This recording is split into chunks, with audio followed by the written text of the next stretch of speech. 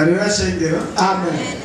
Jewe uruhande rumwe ndashima Imana kandi rugenda abatwenzi.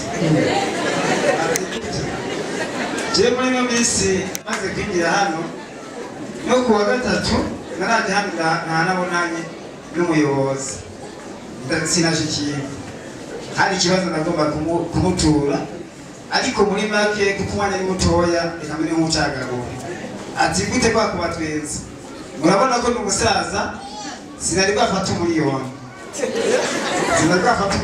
nawe uraza gusiga ntoya ariko ku munsi w'ejo nzofata agaparasera k'imiliyoni 4 ntanze miliyoni 2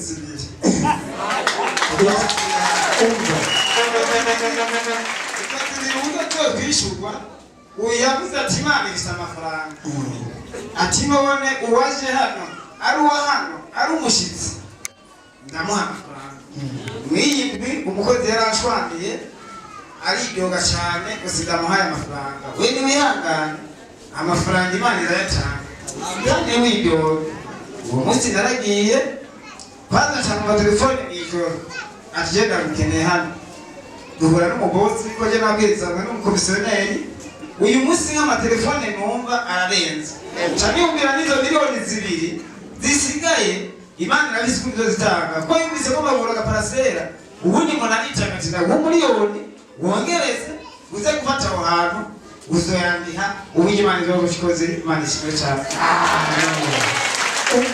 Ubu murana amatelefone y'umugisha gusa ntabwo kandi bahuriye abona amatelefone nero ariko kubona nziye hano mugadusengazi bakure kumuvumo ibi baboshe ubu amatelefone numva ni menshi cyane dukomera amashi umwami wacu Yesu. Haleluya. Amen. Haleluya bose.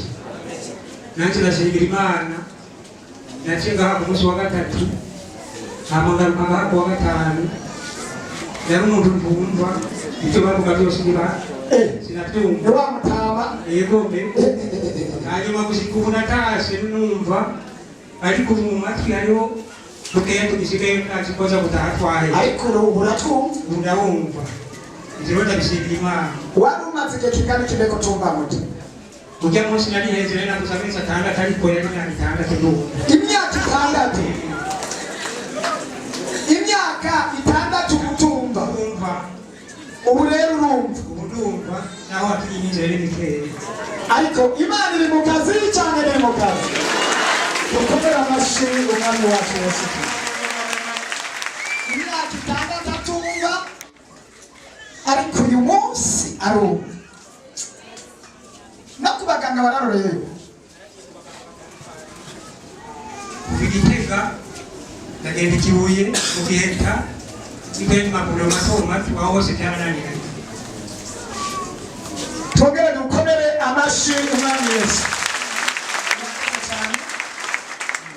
Yesu nashimwe. Amen. Mpagaze ngaha ababonye mu minsi naraje ngaha mfise igitambara mu nda bateri arasengera mu nyuma ndataha biranka rwose ndaja mu bitaro baranyakira hakuru aguma babura indwara ibipimo byanje babura indwara mu nyuma bantora ngo ngwaye umutima icyo bakora bandika amafaranga gusa mu nyuma ndaja muhira ndaruhuka ndindire nyine ko no kwitaba Imana mu nyuma ndagaruka ngaha ku munsi wa gatanu naho nabonye nyiramuganga twarahuye uwo munsi nyine ku wa gatanu hepfo yicaye ngaho bavuga ati sengera abarwayi naje naho basengera nibaza ko ntarimo kabisa ukanyuma ndumva ko ndebye ndabarira umuntu twanzananye jewe n'ubundi ngo basubire kwa muganga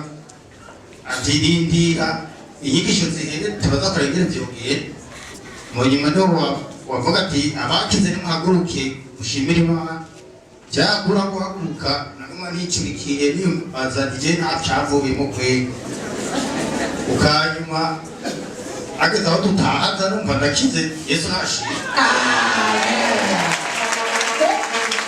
ubu byaraheze nyine aho bitarahera ni warisubira Igitega mbere sinataha nizere ko nzogaruka nangaha mbino misi nyene uzoshake utora intebe yawe uzoyurira uzoguma yicarako